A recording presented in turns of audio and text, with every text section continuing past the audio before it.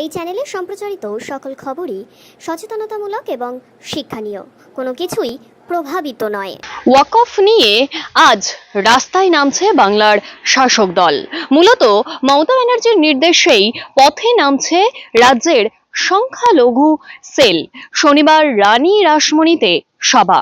ওয়াকফের বিরোধিতায় পথে নামছে বাংলা শাসক দল। তৃণমূলের সুপ্রিমোর নির্দেশে পথে নামছে সংখ্যালঘু সেল। শনিবার রানী রাসমণিতে সভার প্রস্তুতি তুঙ্গে।